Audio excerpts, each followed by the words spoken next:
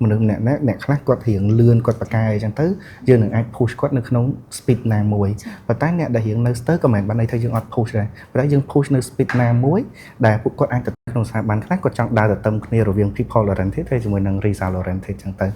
mới dần tới thật tới dương cô nơi launch với chỉ face thì face one dương trai tập panelson it's all eye at the same time cứ also manpower as well hồi lùng tật sân tới trong nhóm tới chui tam khỏi tại bà than là kê đã quạt hiện slow rồi quạt hiện ấy nít bị trở nhưng mà sau quạt lùng tật mà này lại quạt tật lùng tật trở đóng với quạt ri giảng vô mà so bị trở cứ chạm on the spot phim ở quạt này chẳng so nó bây đã quạt hiện cái hai thằng mature rồi quạt hiện strong chuyên môn nhưng bản chấp đam quạt lùng tật này chấm riệp số Pokemon ôn tận các khía xong spec tốt mà can cavity D2D hay là trong EP này cũngได้dương nâng mở chỉ chạy bị phía sau pi phiệp trên nẹt đặt nón nâng cari chấm ra nâng trong achieve trong càng gì đó phòng đài hay sầm đập nẹt đại chụp bánh hà nắng cứ EP này cứ chỉ EP មួយសម្រាប់អ្នកទាំងអស់គ្នាជំរាបសួរបងជំរាបសួរអូខេសុខសប្បាយបងបាទសុខសប្បាយចាជាដំបូងចង់ឲ្យបងណែនាំខ្លួនទៅកាន់ទស្សនិកជនអ្នកដែលកំពុងតែតាមដានផងដែរបាទសួស្តីអ្នកទាំងអស់គ្នាខ្ញុំឈ្មោះរស្មីបច្ចុប្បន្នធ្វើការនៅខាងផ្នែកទីផ្សារក្នុងស្ថាប័នឯកជនមួយថ្ងៃនេះសប្បាយចិត្តមែនតើដែលបានចូលរួមនៅក្នុងកម្មវិធី D2D បងមកយកចុងក្រោយនឹងបងរវល់ខ្លាំងជាមួយនឹងការងាររបស់បងសំស្គូសំដែរបងធ្វើសំអញ្ចឹងទៅប្រហែលខែចុងក្រោយនេះវារៀងមកមានញឹកមួយចំនួនដែរអូខេបងចឹងខ្ញុំអាចសម្ដឹងវិញថាកាពេលដែលបងចាប់ផ្ដើមការងារដំបូងបំផុតបងណាដែលបងចាប់ផ្ដើម start ការងារហ្មងបងចាប់ផ្ដើមនៅអាយុប៉ុន្មានហើយជាការងារដែលបងឆ្លាញ់អត់នៅក្នុងវិស័យនឹងដំបូងទេជាក់ស្ដែងហ្មងពេលចាប់ផ្ដើមគឺមិនមែនធ្វើជាខាងផ្នែកទីផ្សារហ្នឹងទេដោយសារចាប់ផ្ដើមហ្មងពេលចាប់ទី12ភ្លាមធ្វើជាគ្រូបរិញ្ញាបត្រអង់គ្លេសសិនឯងហើយដោយសារខ្ញុំជាសិស្សផាំងផ្នែកច្បាប់អញ្ចឹងពេលចាប់ផ្ដើមហ្មងគឺ more on legal assistant រៀង intern ផ្សេងអញ្ចឹងណាបន្ទាប់មកបានយើងមាន opportunity បានទៅធ្វើការខាង marketing ទីផ្សាររបស់យើងវិញហ្នឹងក៏នៅក្នុងឆ្នាំ2018ហើយក៏យើងបន្តមកកម្មរហូតមកដល់សប្តាហ៍ថ្ងៃហ្នឹងនៅទីផ្សាររហូតនឹងយកមកទៅចង់ដឹងថាបងប្រើរយៈពេលប្រហែលឆ្នាំតាំងពីចំណុចចាប់ផ្ដើមរហូតមកដល់បច្ចុប្បន្នហ្នឹងរហូតដល់ថ្នាក់នៅកម្រិតមួយជាអ្នកដឹកនាំអញ្ចឹងចង់ដឹងថាបងប្រើរយៈពេលប៉ុណ្ណាដែរបងជាក់ស្ដែងហ្មងបើរាប់ពី2018ដល់ឥឡូវវាខ្ទង់8ឆ្នាំ7ទៅ8ឆ្នាំដែលបានចាប់ផ្ដើមចូលធ្វើការមកហ្នឹងថាតកតងជាមួយនឹងដល់ចំណុចជា management ដូចជាខ្ទង់ប្រហែលឆ្នាំនេះចុងក្រោយដែលពេលនិយាយថាជា management មានន័យថាវា involve ទៅការ making decision ការសម្រេចចិត្តអីមួយចំនួននៅក្នុង department របស់យើងអីផ្សេងអញ្ចឹងណាខ្ញុំគិតថាអាចចូលក្នុង2ទៅ3ឆ្នាំចុងក្រោយនេះឯងបងខ្ញុំសូមដឹងវិញថានៅពេលដែលបងឲ្យ step up ពីជា level executive ទៅជា management ណាបងគិតថាជាពេលណាដែលបងពិបាកខ្លាំងជាងគេដើម្បីយើងបោះជំហានពីតំណែងមួយទៅតំណែងធំមួយទៀតវាមាន challenge ខ្លាំងណាស់ខ្ញុំគិតថាមុនពេលអាហ្នឹងអាចនិយាយថាជា entry level ចុះពី entry level ទៅ management ខ្ញុំគិតថាកម្មមួយដែលរៀងមនុស្សមើលម្លងហ្នឹងគឺ middle management ដែលនៅក្នុង middle management បើទូទៅហ្មងគេដូច supervisor ដូចអីចឹងណាដែលយើងនៅក្រោម manager ម្នាក់ហើយយើង work ជាមួយនឹងកូនក្រុមការងារផ្សេងខ្ញុំគិតថាខ្ញុំនៅក្នុង position middle management ហ្នឹងយូរបំផុតទៅពីបទពិសោធន៍របស់ខ្ញុំហ្នឹងភាគច្រើននៅក្នុង middle management គឺបញ្ហាដែលធំហ្មងគឺ manage គេហៅថាការរំពឹងទុកឬក៏ expectation ពីខាងលើ at the same time ត្រូវប្រកបវិជ្ជាជាមួយនឹងកូនក្រុមខាងក្រោមដែរធ្វើម៉េចកុំឲ្យគាត់ការងាររៀង overload ធ្វើម៉េចក្នុងការ delegate ឬក៏បែងចែកការងារទៅឲ្យកូនក្រុមនោះឲ្យវាបានត្រឹមត្រូវកុំឲ្យពួកគាត់មានការសម្ពាធច្រើនក្នុងការធ្វើការអញ្ចឹងណាអញ្ចឹងពីខ្ញុំហ្មងជាដោយសារ management មិនមែនជា something ដែលខ្ញុំបាននៅក្នុងយូរម៉ានេះតែពីនៅក្នុង middle management វិញខ្ញុំគិតថាបទពិសោធន៍របស់ខ្ញុំនៅនឹងទីច្រើនជាងតែកម្រិតមួយដើម្បីកុំឲ្យកូន team ហ្នឹងមានសម្ពាធតែចង់ដឹងថាសម្រាប់បងវិញបងធ្លាប់ប្រងសម្ពាធខ្លាំងអត់ព្រោះដោយសារបងត្រូវជួបជាមួយ management ហើយបងត្រូវព្យាយាម protect ការពាររឿង team កុំឲ្យមានសម្ពាធខ្លាំងពេកអីចឹងចង់ដឹងថាខ្លួនបងនឹងជួបសម្ពាធអីខ្លះហើយបើសិនពេលជួបសម្ពាធហ្នឹងបងដោះស្រាយបញ្ហាទាំងអស់រឿងសម្ពាធអស់ហ្នឹងដោយរបៀបណាដែរបងសម្ពាធជួបច្រើនអាចថាពេលយើងធម្មតាការរំពឹងទុកជាពិសេសពេលដែលយើងនៅក្នុងគេហៅថា corporate មួយដែលរៀងធំអញ្ចឹងពេលដែល ការរំពឹងទុកវាកាន់តែខ្ពស់អញ្ចឹងពេលដែលយើង handle សម្ពាធស្រាប់ខ្ញុំចែកទៅជាពីរមួយគេហៅថានៅអំឡុងពេលការងារជាមួយនឹងពេលនៅក្រៅម៉ោងការងារអញ្ចឹងទៅអញ្ចឹងពេលម៉ោងការងារ is to understand business objective ន័យថាគោលដៅក្រុមហ៊ុនគាត់ចង់បានអីគេគាត់ចង់អីគេ understand clearly so ពេលដែលយើងមកយើងប្របែកអាហ្នឹងទៅក្នុងភាសាមួយដែលកូនក្រុមយើងនៅខាងក្រុមគាត់អាចងាយនឹងស្ដាប់ងាយនឹងយល់ឧទាហរណ៍ពេលដែលភាគច្រើនទូទៅ management គាត់តែងនិយាយថាខ្ញុំចង់ឲ្យអានេះបាន ready នៅធ្វើម៉េចឲ្យបានសមិទ្ធផលនៅក្នុងឧទាហរណ៍ចង់រកបាន$100ឧទាហរណ៍ណាកូនក្រុមខាងក្រុមគាត់ដឹងហើយគាត់គ្រាន់ចង់ដឹងថាតើខ្ញុំត្រូវធ្វើអីគេអញ្ចឹងជា middle management ឬក៏ partly management team មួយយើងត្រូវថាតើយើងប្របែកការងារមិនដើម្បីឲ្យការងាររបស់គាត់សរុបជារួមនឹងអាច achieve result របស់ការរំពឹងទុករបស់ management ថ្នាក់លើរបស់យើងអញ្ចឹងទៅហ្នឹងហើយអញ្ចឹងវារៀងពិបាកប៉ុន្តែ at the same time ឲ្យតែយើងរៀង understand clearly បន្តិចខ្ញុំគិតថាវាអត់សូវជាបញ្ហាគោលចាំណាស់ដែរខ្ញុំអាចសម្ដឹងថាតើបងមានកត្តាអ្វីខ្លះដើម្បីធ្វើការសម្រេចចិត្តពីគម្រោងដ៏ធំមួយតើបងមានកត្តាខ្លះដើម្បីធ្វើការសម្រេចចិត្តហើយយើងមានការបន្ថយបន្ថានខ្លាំងអត់នៅក្នុងគម្រោងរបស់យើងមួយខ្ញុំគិតថារឿងគោលធំហ្មងក្នុងការសម្រេចចិត្តគឺត្រូវ understand ពីROI ណាដែលថាតើអីដែលយើងចំណាយវានឹងអាចត្រឡប់បានអីគេខ្លះមកពីជ្រុង business របស់យើងវិញឧទាហរណ៍ថាយើង willing to ចំណាយ $50,000 សម្រាប់ថត TVC មួយតើការទទួលបានពី TVC ហ្នឹងតើមនុស្សអាចនឹងគួរឃើញអីគេមនុស្សគួរតែ feeling បែបមិនទទួលបានមកពី investment របស់យើងប៉ុណ្ណឹងណា at the same time ខ្ញុំគិតថាពីជ្រុងរបស់ខ្ញុំមួយទៀតដែលខ្ញុំ very important ហ្មងសម្រាប់ក្នុងការសម្រេចចិត្តគឺថាតើ plan មួយនេះដែលយើងនឹងមានចំណាយចិត្តបាត់ចិត្តប៉ុណ្នេះតើពីជ្រុងរបស់ team របស់ក្រុមការងារហ្នឹងវា execute នៅកម្រិតប៉ុណ្ណឹងបានអត់ពេលខ្លះពេលយើងគិតថាplan ហ្នឹងដឹងតែទៅល្អចំណាយប៉ុណ្ណឹងទៅដឹងតែគ្រប់គ្រាន់ទទួលបានប៉ុណ្ណេះប៉ុន្តែគេហៅថា execution quality ណាគុណភាពនៃការធ្វើហ្នឹងវាបាននៅកម្រិតប៉ុណ្ណា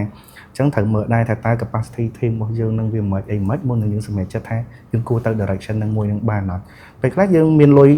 $20,000ដើម្បីធ្វើ campaign នឹងមួយប៉ុន្តែ capacity team របស់យើងអាច manage នៅត្រឹមតែ scale ប៉ុណ្ណាអីចឹងឯង so ពេលខ្លះយើងអាច take a bit of time ដើម្បីពិចារណាមើលសិនទៅថាតើយើងគួរនៅ launch វាជា phase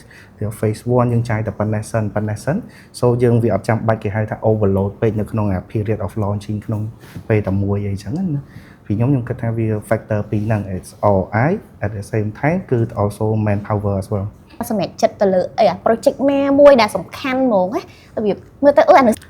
a few times ប្រហែលដងដែរប៉ុន្តែខ្ញុំគិតថា so far ការសម្រេចចិត្តរបស់ខ្ញុំភាគច្រើនគឺអាស្រ័យទៅលើការសម្រេចចិត្តជារួមនៅក្នុង team ដោយសារតែខ្ញុំភាគច្រើនខ្ញុំធ្វើការនៅក្នុង team មួយដែលតែងតែមាន commercial department អញ្ចឹងណាដែលវា involve partner អីផ្សេងច្រើនអញ្ចឹងពេលខ្លះការសម្រេចចិត្តគឺ morely on majority of decision គ្រាន់តែ as ជា project lead ម្នាក់យើងក៏ត្រូវមាន input មួយចំនួនដែរគាត់ថាខ្ញុំគិតថាអានឹងធ្វើទៅនៅក្នុងផ្លូវបែបចេះវានឹងទទួលបានលទ្ធផលនៅក្នុងបែបនេះអីចឹងទៅ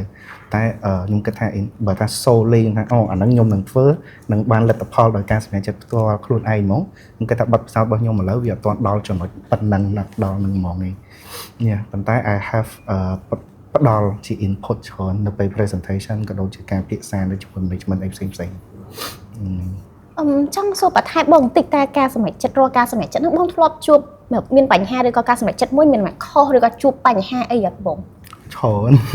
ខ្ញុំគិតថាការសម្រេចចិត្តខុសវាច្រើនដោយសារថាពេលដែលខ្ញុំគិតថាពីបទពិសោធន៍ខ្ញុំផ្ទាល់អីដែលខ្ញុំអាច highlight បានគឺខ្ញុំ progress in term of តំណែងហ្នឹងវាលឿនឡើងជា supervisor and then assistant manager អីផ្សេងហ្នឹងទៅ so ពេលដែលយើងឡើងតំណែងភ្លាមវាមានរឿងខ្លះដែលយើងត្រូវសម្រេចចិត្តភ្លាមទាំងយើងពីមុនអត់ដែលគិតថាយើងត្រូវសម្រេចចិត្តរឿងអីអស់ហ្នឹងឯងដល់ពេលខ្លះយើងទៅ slow ពេក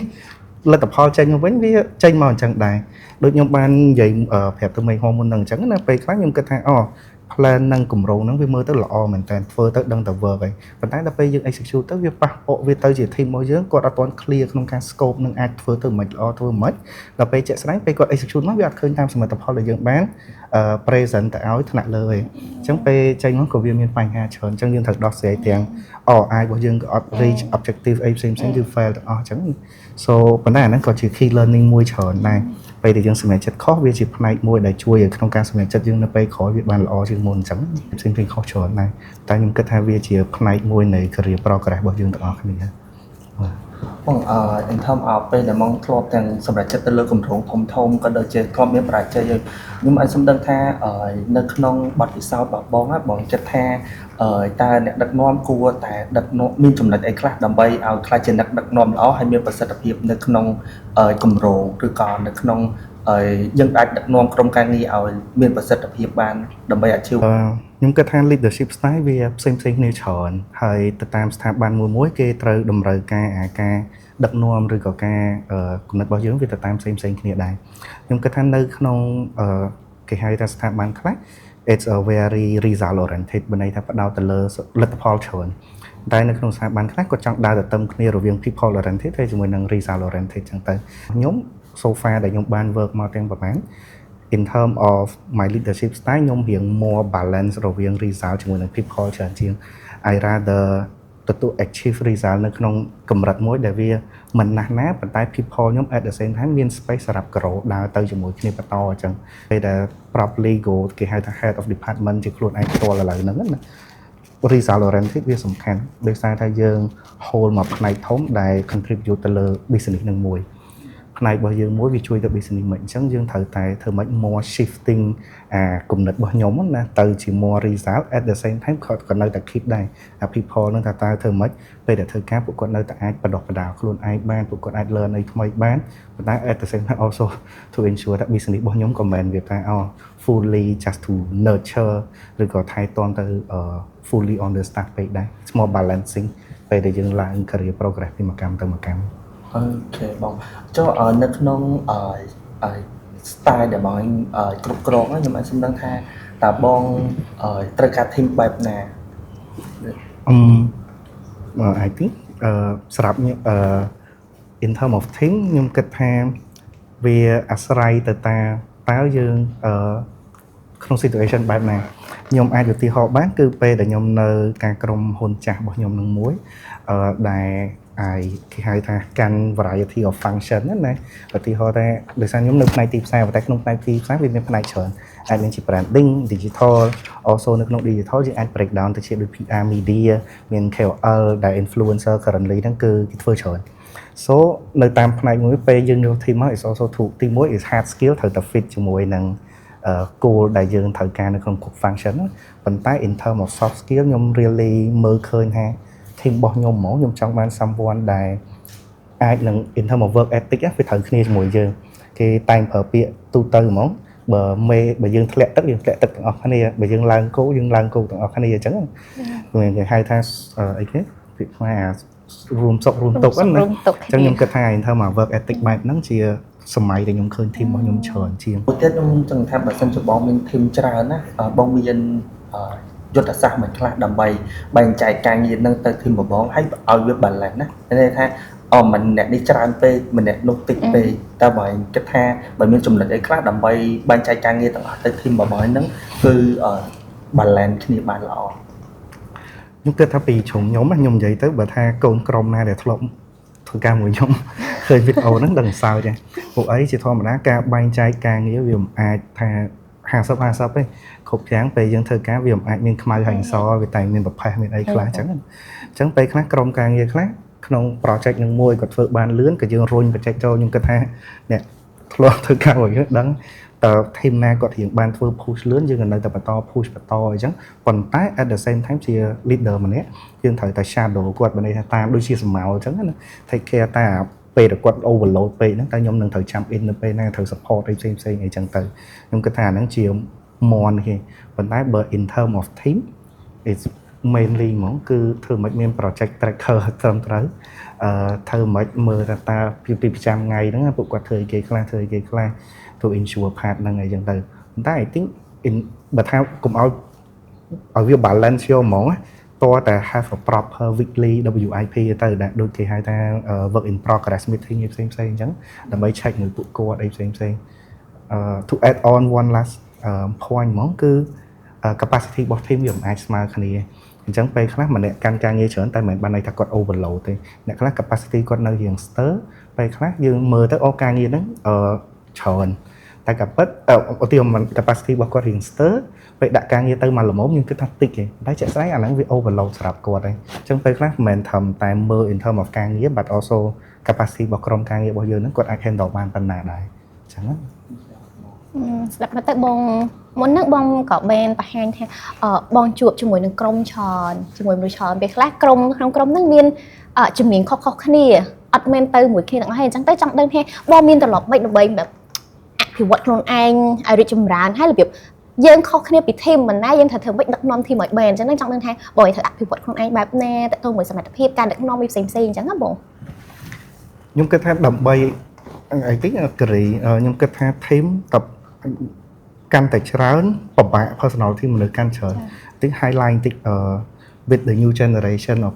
គេហៅថាដូច Gen Z ចូលមកក្រោយពួកគាត់រៀងងក់ងច្រើន so ពេលអញ្ចឹងយើងត្រូវ manage របស់ពួកគាត់ហ្នឹងឲ្យស្រួលខ្ញុំគិតថាពីខ្ញុំធ្វើហ្នឹងវា contribute ទៅអាហ្នឹងអត់គោរពគ្នាដោយមិនគេហៅថាព្រោះការងាររបស់គាត់ឬអីយើង just បលែងចោលឬអីហ្នឹងវាមានអាហ្នឹងអាចនិយាយថាដូច team work ដែរនិយាយទៅគោរពហើយ also មាន team work ចេះជួយគ្នាទៅវិញទៅមកអញ្ចឹង team កាន់តែធំក៏វាអាចជួយទៅផ្នែកនឹងមួយដែរអ្នកដឹកនាំអញ្ចឹងហើយពេលខ្លះដែរក្នុងក្រុមមានអ្នកខ្លះគាត់ grow លឿនអញ្ចឹងទៅយើងព្យាយាមពុះឲ្យគាត់នឹងធ្វើច្រើនហើយអ្នកខ្លះរបៀបពេលខ្លះក្នុង team យើងក្នុងនាមជាក្នុង team ហ្នឹងក៏មានអារម្មណ៍ថាហេតុអីបានថ្នាក់ដឹកនាំពុះតែម្នាក់ហ្នឹងអត់ពុះយើងទៅកន្លែងហ្នឹងបងមិនហិចមិនរបៀប feel ឲ្យខ្លាចក្នុង team ហ្នឹងគាត់អន់ចិត្តអីចឹងណាខ្ញុំគិតថាអាហ្នឹងតែងភិកច្រើនមានដែរប៉ុន្តែហ្នឹងបើខ្ញុំគិតថា something ដែលជា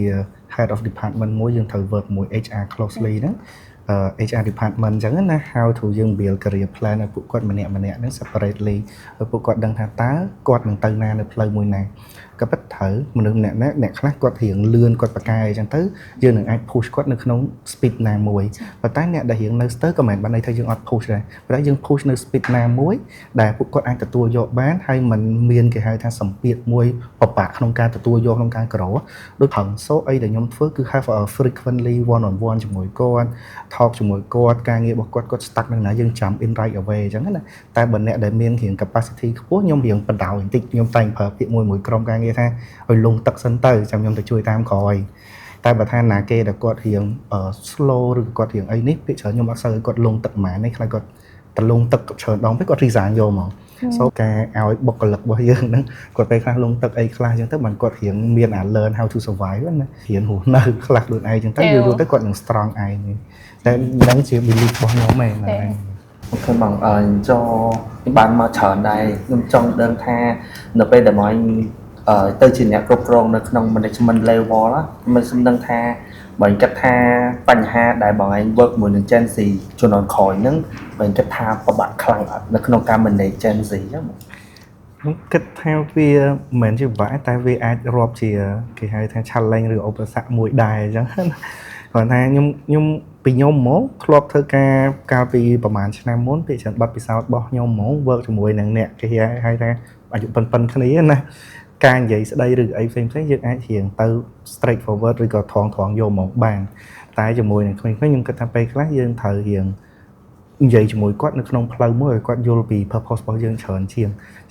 គ្រាន់តែប្រាប់ថានេះជាការងារសូមអ្នកធ្វើអីចឹងទៅអានេះគឺត្រូវបញ្យល់គាត់ថាអាហ្នឹងវាមិនម៉េចអាហ្នឹងវានឹង reflect back ឬក៏ត្រឡប់មកវិញបានទទួលនៅលទ្ធផលអីគេអីចឹងពួកគាត់រៀងមានគេហៅថាកម្លាំងចិត្តមួយធ្វើហ្នឹងច្រើនជាងសម្រាប់ខ្ញុំហ្មងខ្ញុំគិតថាពេលដែលគេនិយាយពីរឿងពិបាកជាមួយនឹងធ្វើការមួយ Gen Z អីផ្សេងខ្ញុំគិតថាទោះយើងចង់ទទួលយកឬក៏ចង់មិនទទួលយកខ្ញុំគិតថាពួកគាត់ជា generation មួយដែលនៅមកពីចាប់ផ្ដើមមកហើយខ្ញុំគិតថា workforce ឬក៏គិតស្ថាប័នអីផ្សេងថ្ងៃទៅមុខនឹងមានពួកគាត់មកច្រើនទៅបន្តទៅថែមទៀតអីចឹងក្នុងការជា leader ម្នាក់ឬក៏នៅក្នុង more of a senior position ឬក៏តំណែងជា senior អញ្ចឹងពួកយើងត្រូវតែ learn to adapt នៅក្នុងការធ្វើការជាមួយពួកគាត់យើងមិនអាច stick ជាមួយនឹងថា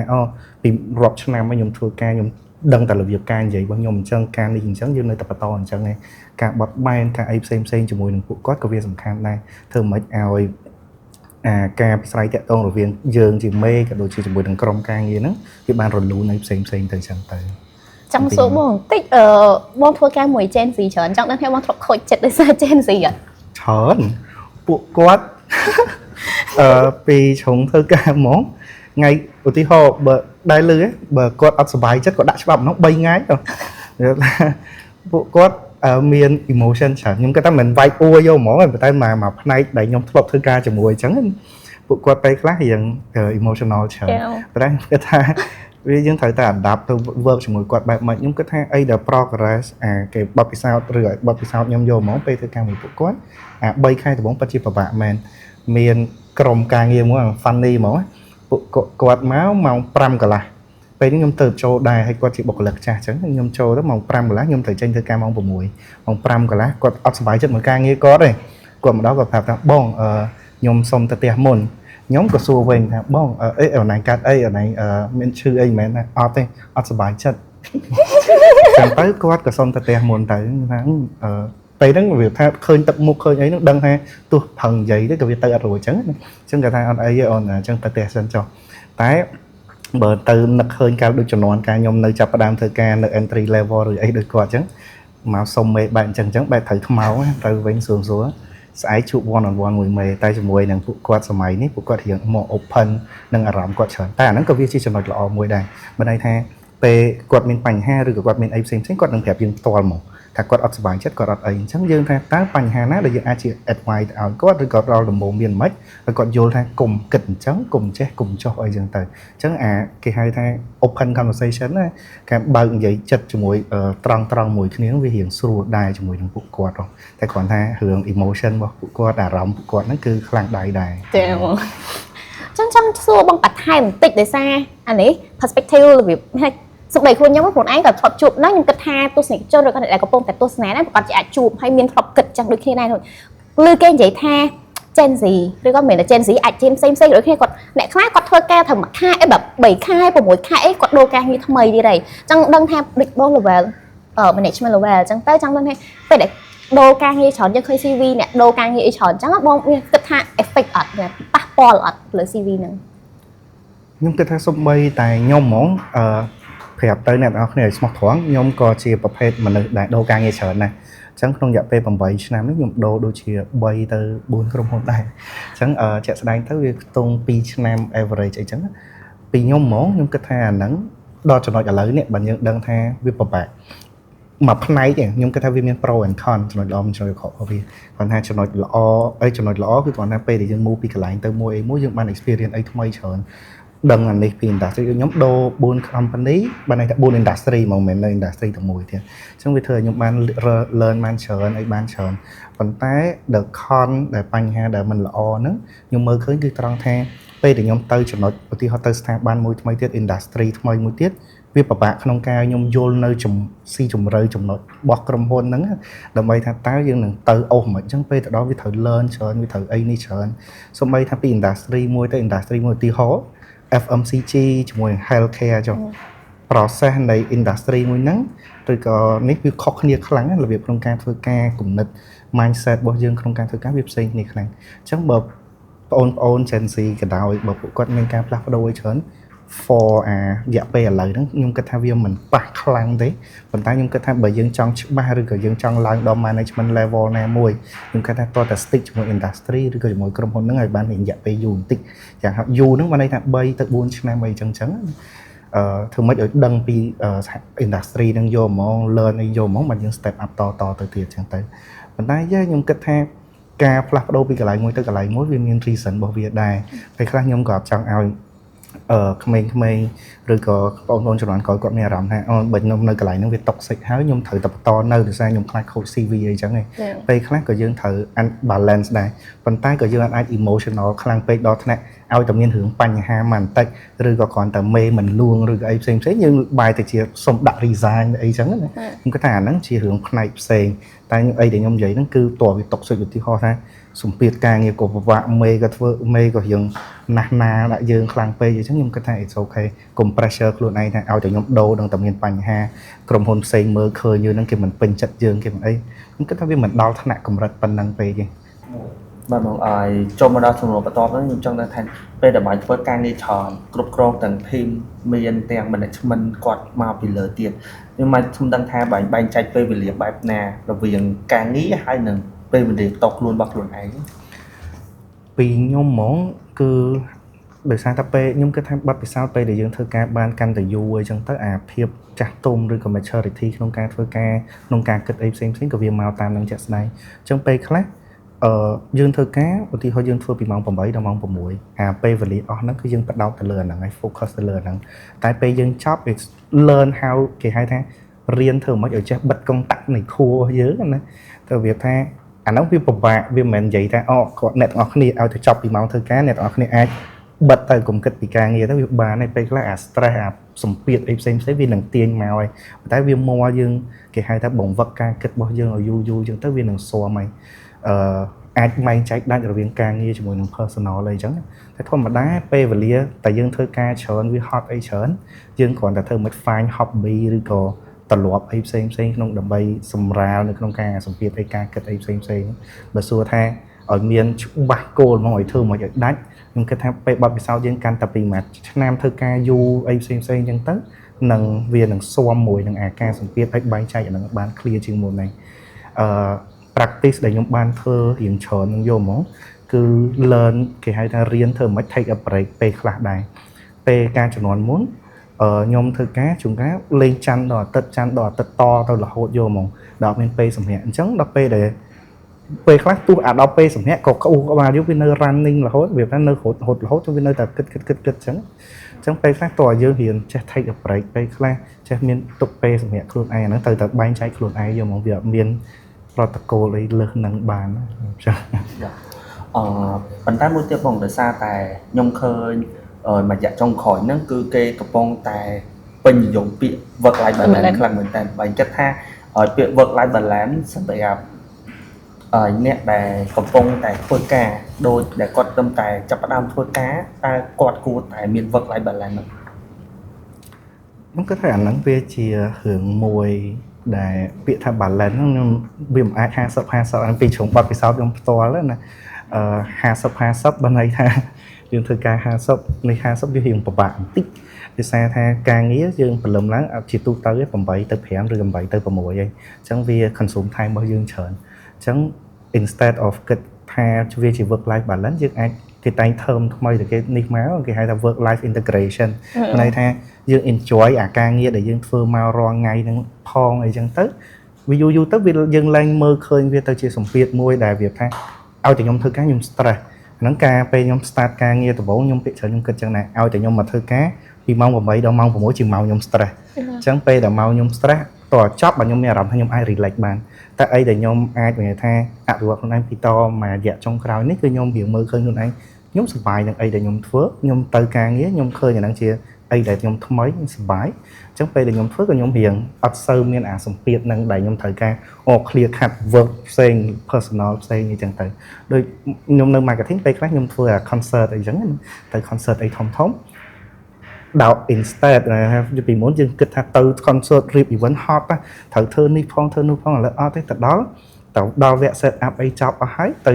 hype ជាមួយគេ enjoy អីផ្សេងហៅមិត្តភ័ក្តិមក concert ជាមួយគ្នា enjoy អីជុំគ្នាអញ្ចឹងទៅនឹងគ្រាន់តែជាផ្នែកមួយក្នុងការធ្វើម៉េចកុំឲ្យពេលយើងធ្វើការយើងវាសម្ពាធគប់សពពេកអីចឹងបាត់វាអាស្រ័យទៅលើ culture ឬក៏ environment នៅកន្លែងធ្វើការបុគ្គលិកមួយតាមនឹងជាក់ស្ដែងដែរបងចាប់ផ្ដើមធ្វើការពេលនេះបើយើងត្រឡប់ទៅក្រោយបន្តិចពេលដែលមកចាប់ផ្ដើមចូលធ្វើការហ្មងខ្ញុំចង់ដឹងថាចក្ខុវិស័យបងឯងនៅកន្លែងការងារហ្នឹងបែបណាថាខ្ញុំគិតមកពីសម្រាប់ខ្ញុំពេលការខ្ញុំនៅ executive ជាមួយនឹង middle management ការគិតខ្ញុំផ្សេងគ្នាច្រើនណាស់កាលខ្ញុំនៅជាគេហៅថា executive យកហ្មងខ្ញុំដឹងតែមកធ្វើការធ្វើមិនខ្ញុំរៀនពីអា hard skill ដែលត្រូវតម្រូវការខ្ញុំនៅក្នុង role របស់ខ្ញុំហ្នឹងធ្វើឲ្យបានល្អគឺហើយហើយអញ្ចឹងឧទាហរណ៍ថាខ្ញុំកាន់តាក់ទងជាមួយ PR media ឬក៏ខ្ញុំកាន់ជាមួយនឹង digital អីផ្សេងគឺខ្ញុំមកធ្វើមិនធ្វើ content ធ្វើអីផ្សេងហ្នឹងឲ្យបានល្អគិតពីគេហៅថាធ្វើម៉េចឲ្យវា improve performance on daily ប្រចាំថ្ងៃពីមួយថ្ងៃទៅមួយថ្ងៃអញ្ចឹងប៉ុន្តែនៅពេលដែល progress ទៅដល់ជា middle management វិញការគិតរបស់យើងរៀងត្រូវធំជាងនឹងបន្តិចបើន័យថាពីមុនយើងគិតថាធ្វើម៉េចឲ្យ operation របស់យើងឬក៏ហៅថាការប្រតិបត្តិប្រចាំថ្ងៃរបស់យើងបានល្អប៉ុន្តែពេលដែលយើងឡើងជា middle management យើងត្រូវតើការងាររបស់យើងហើយជាមួយនឹងការងារដែលយើងបែងចែកទៅឲ្យក្រុមការងារខាងក្រោមដែលយើងតែនិយាយថា delegate task ហ្នឹងណាយើងធ្វើបាននៅមិនអញ្ចឹងភាគច្រើនអីដែលខ្ញុំធ្វើហ្មងពេលជា middle management គឺមកធ្វើការងារណាខ្លះដែលខ្ញុំនឹងត្រូវបែងចែកឲ្យក្រុមការងារនៅខាងក្រោមចាប់ផ្ដើមធ្វើ ហើយការងារណាដែលខ្ញុំត្រូវចាប់បានធ្វើអត់អាចយកការងារមកសរុបទាំងអស់ហើយគ្រាន់តែ author សិនទៅចាំពេលការងារណា urgent អាសល់មិនថ្ងៃឬក៏អីហ្នឹងមិនតម្លាក់ឲ្យកូនក្រុមទេអញ្ចឹងការគិតពេលដែលមកធ្វើការវារៀងផ្សេងគ្នាពេលដែលយើងនៅ executive ច្រើនរហូតដល់ពេលយើងដល់ជា head of department មួយហ្មងអាហ្នឹងកាន់តែរឿងផ្សេងមួយទៀតបាទតើ in term of តើអីឧទាហរណ៍ពេលខ្លះគេតែនិយាយថាក្រុមការងារ workload ច្រើនណាអីច្រើនណាប៉ុន្តែ performance អត់មានសោះអញ្ចឹង head of department ម្នាក់យើងត្រូវដឹងតាំងពីរឿងហ្នឹងទៀតថាតើអីដែលយើង delegate ឬក៏យើងបែងចែកទៅឲ្យខាងកូនក្រុមខាងក្រៅហ្នឹងនេះតើវា contribute អីគេខ្លះឬក៏ជួយអីគេខ្លះទៅដល់ business យើងជារួមក្រុមហ៊ុនយើងជារួមអញ្ចឹង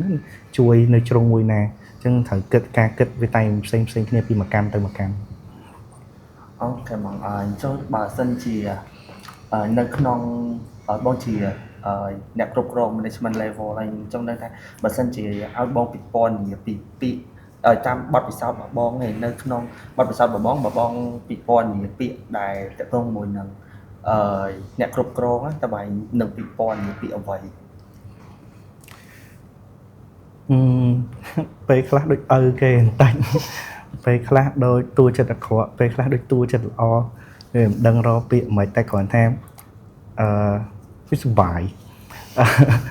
ពេលដោយសារថាខ្ញុំទៅតឡើងនៅក្នុងចំណុចឥឡូវហ្នឹងថ្មីថ្មោងដែរអញ្ចឹងវាមានរឿងថ្មីច្រើនដែលខ្ញុំបានទទួលបទពិសោធន៍ថ្មីអីផ្សេងអញ្ចឹងវាជួយឲ្យខ្ញុំមើលឃើញថាអាផ្លូវដែលខ្ញុំដើរហ្នឹងវានៅតែមាន challenge អីសុបាយព្រោះមនុស្សខ្ញុំហ្មងខ្ញុំអត់ចូលចិត្តធ្វើអីដែលរៀងដដែលឬក៏អត់មានអីថ្មីទេអញ្ចឹងពេលដែលយើង step up ឬក៏យើងឡើងពីមួយកម្មទៅមួយកម្មយើងឃើញអីថ្មីច្រើនយើងទទួលបានឧបសគ្គថ្មីច្រើនក៏វាធ្វើឲ្យខ្ញុំមានអារម្មណ៍មួយថាកាន់តែចង់ធ្វើអាហ្នឹងកាន់តែសុបាយជាងអញ្ចឹងវាអត់មានអីសូវគេហៅថាគួរឲ្យធុញបើយើងនៅតែចំណុចដដែលយូរពេកក៏វារៀងធុញដែរអូខេមកឥឡូវយើងចូលមកដល់ចំណុចរបស់យើងនេះចិត្តបញ្ចប់ដែរហើយខ្ញុំចង់នឹងថាបើមាន message អីដើម្បី send ទៅទស្សនិកជនដែលយើងបើមាន message អីដើម្បីផ្ញើទៅទស្សនិកជនដែលគាត់កំពុងតែមើលជាពិសេសអ្នកដែលកំពុងតែវង្វេងវត្តតទៅជាមួយនឹងការគ្រប់គ្រងថាយើងគួរតែគ្រប់គ្រង team បែបណាដើម្បីឲ្យមានប្រសិទ្ធភាពដឹកនាំការងារបែបណាដើម្បីឲ្យត្រូវជាមួយនឹងចក្ខុវិស័យរបស់ក្រុមហ៊ុនអញ្ចឹងណាបងពីខ្ញុំហ្មង be yourself ខ្ញុំគិតថាពេលខ្លះកុំ just ធ្វើអីដែលជាខ្លួនឯងណាពេលដែលយើងធ្វើការពីមួយថ្ងៃទៅមួយថ្ងៃពេលខ្លះខ្ញុំគិតថាពេលធ្វើការពេលខ្លះយើងតែមានការ loss វែងវល់អត់ដឹងថាខ្លួនឯងគួរដើរទៅជំហានណាបន្តអីទៀតអញ្ចឹងប៉ុន្តែខ្ញុំគិតថាឲ្យតែយើងបន្តដើរផ្លូវវាគង់តែមានទេយើងគង់តែអាចឃើញស្អីមួយដែលយើងគួរដំណោះស្រាយយើងទៅបែបណាទៀតសំខាន់គឺយើងកុំឈប់ដើរពីខ្ញុំហ្មងខ្ញុំធ្លាប់ something ដែលខ្ញុំចង់ highlight ខ្ញុំធ្លាប់ take គេហៅថា career break ណាបើដែលសម្រាប់ពីការងាររយៈពេល1ឆ្នាំកន្លះអំឡុងពេលហ្នឹងពេលដែលត្រឡប់មកធ្វើការវិញក៏វារៀងពិបាកដែរតែអំឡុងពេល career break ខ្ញុំធ្វើ freelance ឯផ្សេងតរហូតតែពេលត្រឡប់មកធ្វើការវិញក៏អត់ដឹងថាតិចខ្ញុំ lost ទៅតិចខ្ញុំ late ពេកទៅយឺតពេកក្នុងការឡើងទៅតំណែងបន្ទាប់ធ្វើអីដែលសុបាយអញ្ចឹងប៉ុន្តែអត់អីដែរក្រោយពេលប្រហែលឆ្នាំមកយើងនៅតែបន្តខំប្រឹងនៅតែពុះពៀទៅអីដែលយើងត្រូវនេះឆ្លងកាត់មុនក្រោយខ្ញុំនៅតែអាចរកឃើញអីដែលខ្ញុំស្រឡាញ់អីដែលខ្ញុំចង់ធ្វើបន្តអញ្ចឹងទៅអញ្ចឹងខ្ញុំគិតថាឲ្យតែយើងបន្តដែរវាគង់តែអាចឃើញអីមួយទេកុំបារម្ភច្រើនពេកខ្ញុំគិតថា Gen Z ឬក៏ក្មេងៗមួយរយៈក្រោយពេលដែលខ្ញុំនិយាយជាមួយពួកគាត់សូម្បីតែក្រុមការងារកូនក្រុមអីផ្សេងពួកគាត់បារម្ភច្រើនគាត់ថាអាចចប់ឲ្យបងខ្ញុំឆ្នាំហ្នឹងអត់បានប្រម៉ូតខ្ញុំ resign ហ្មងខ្ញុំឈប់ហើយប៉ុន្តែពេលខ្លះក៏ប៉ុន្តែ part logic មួយក៏វាតែប៉ុន្តែពេលខ្លះក៏វាមិនដល់ថ្នាក់មួយដែលយើងត្រូវទៅសម្ពាធថាមួយឆ្នាំខ្ញុំត្រូវទៅបាននេះមួយឆ្នាំត្រូវបាននោះដែរពេលវេលាពេលខ្លះវាអាចនឹងបកស្រាយពេលក្រោយដោយការខ្ញុំនៅក្រុមហ៊ុននោះឆ្នាំដំបូងខ្ញុំអត់ទេប៉ុន្តែ the next year បាន promoted ហើយនៅចុងឆ្នាំនៅពេលដែលមេគាត់ប្រៀបថាគាត់ move ទៅកន្លែងថ្មីក្រុមហ៊ុនបានផ្ដល់ទំនុកចិត្តមកគឺគាត់ឲ្យយើង step up ជាមេបន្តទៀតយកមកអញ្ចឹងអាហ្នឹងពេលខ្លះ opportunity វាមិនមែនបានន័យថាឥឡូវហ្នឹងមិនបានអត់តទៅមុខទៀតហ្នឹងអត់បានទេឲ្យតែយើងនៅតែបន្តខំបន្តប្រឹងអញ្ចឹងហ្នឹង something ដែលខ្ញុំអាច share ទៅបានចឹងចង់មានពាក្យខ្លីមួយអីផ្ដាំផ្ញើទៅ Gen Z អត់បងfunny គឺគុំ emotional ពេកតែខ្ញុំគិតថា to be និយាយស្មោះត្រង់ទៅខ្ញុំគិតថាគុំគិតច្រើនអានឹងជារឿងនេះហ្មងគុំបារម្ភច្រើនពេកបន្តដើរផ្លូវទៅ success របស់មនុស្សវា មិនបានន័យថាតើតែយើង success នៅក្នុង career ឬក៏ការងារហ្នឹងបើយើងរាប់ទុកទៅ success ហើយសំខាន់រកអីដែលខ្លួនឯងស្រឡាញ់ឲ្យបានច្រើនបន្តធ្វើអីទៅអាហ្នឹងជួនកាលផ្លូវហ្នឹងអាចជាផ្លូវមួយដែលយើងអាចរកជោគជ័យនៅក្នុងអាផ្លូវមួយហ្នឹងបានវាអត់ចាំបាច់ថាដូចទីហោជាខ្ញុំ career អញ្ចឹងទៅតែមិនបានន័យថាអ្នកទាំងអស់គ្នាដែលមើលត្រូវតែផ្ដោតទៅអីដែលយើងចង់ធ្វើហ្នឹងឯង find រកខ្លួនឯងហើយបន្តដើររកផ្លូវហ្នឹងទៅ ហើយបន្ទាប់ពីយើងពិភាក្សាគ្នាឡើងយូរមកជំនាញន័យថាចម្លើយដែលខ្ញុំមានចម្ងល់ក៏បានស្រាយនៅក្នុងអេពីសូតមួយនេះហើយខ្ញុំថាខ្ញុំមានចំណុចខ្លះដែលខ្ញុំ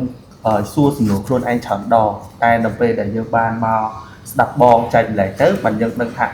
អីដែលយើងគិតហើយនឹងអីដែលយើងកំពុងតែជួបហ្នឹងវាអត់ដូចគ្នាច្រើនទេពេលខ្លះវាអាចស្រដៀងគ្នាតែវាមិនដូចគ្នាហ្មងទេទៅថាហ្នឹងខ្ញុំគិតថាជាចំណុចល្អក៏ដូចជាទស្សនិកជនទាំងអស់គ្នាគាត់បានយល់ច្រើនហើយតើតើមួយនឹងផាកទាំងអស់ហ្នឹងដោយសារតែបើយើងត្រឡប់ទៅក្រោយបងគាត់ទៅតែចាប់ផ្ដើមការងារ8ឆ្នាំឯងប៉ុន្តែនៅក្នុង process គាត់រាល់ថ្ងៃក៏គាត់មានថាគាត់បោះជំហានលឿនខ្លាំងមែនតើតែ at the same time ក៏ work hard ដែរ យើងបានវិភាគសារគ្នាជាច្រើនទទួលបានចំណេះដឹងបាត់ពិសោធន៍អីផ្សេងៗជាច្រើនហើយឥឡូវកម្មវិធីរបស់យើងក៏ឈានចូលទីបញ្ចប់ដែរប៉ុន្តែចុងក្រោយនេះចង់ឲ្យខាងវាគ្មិនឬក៏ភ្ញៀវកិត្តិយសរបស់យើងហ្នឹងមានពាក្យផ្ដាំផ្ញើទៅកាន់ទស្សនិកជន បាទអរគុណអញ្ចឹងការពិតជាក់ស្ដែងយកហ្មងនេះជាលើកទី1សម្រាប់ខ្ញុំដែរសម្រាប់ចូលក្នុងការចែកម្លែកអីផ្សេងអរគុណទៅដល់ក្រុមការងារទាំងអស់ដែលបានអញ្ជើញមកសង្ឃឹមថាហើយក៏ដូចតភ្ញៀវកិត្តិអ្នកដែលទស្សនាទាំងអស់គ្នាដែរថាសង្ឃឹមថាអីដែលខ្ញុំបានចែកម្លែកថ្ងៃហ្នឹងវាអាចជាមួយផ្នែកទូចមួយក្នុងការជួយឲ្យអ្នកទាំងអស់គ្នាយល់ថាពីការ career របស់យើងហ្នឹងវាមិនទៅមិនអញ្ចឹងណាហើយសង្ឃឹមថាខ្ញុំនិយាយទៅវាមានចំណុចណាខ្វះខាតឬក៏អីផ្សេងៗសង្ឃឹមថាអាចទទួលយកបានហើយ hopefully បាទអរគុណច្រើន ចាអរគុណច្រើនបង